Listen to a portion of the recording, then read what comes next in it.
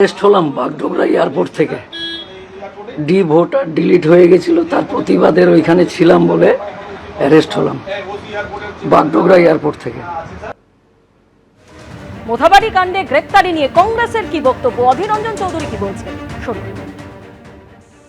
এই মোথাবাড়ি ঘটনায় বগা তৃণমূলের বিএলওরা যাদের যাদের নাম বাদ গেছে সকলকে সঙ্গে নিয়ে এই বিডিও অফিস পর্যন্ত আন্দোলনের প্রস্তুতি নিয়েছিল।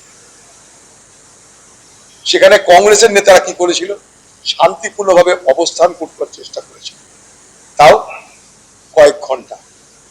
আর তৃণমূলের নেতারা আমাদেরকে টক্কর দেওয়ার জন্য গ্রামে গ্রামে গিয়ে তোমাদের নাম উঠে নেই, চলো আমরা তোমাদের নাম তুলে দিব, যার খোঁজে দেখুন, তাদেরকে এক জায়গায় একজোট করে নিয়ে এসছে। মুখ্যমন্ত্রী যে এখনকার ডায়লগ, তাতে আগামী দিনে ভোট শান্তিপূর্ণ বলে হওয়ার কোনো সম্ভাবনা দেখছি না। বেলডাঙ্গায় গোটা দিন ধরে পথ অবরোধ করে গোটা সড়ককে অচল করে দেওয়া হয়েছিল, তারপরে এনআইএ এলো, সাধারণ মানুষকে গ্রেপ্তার করলো।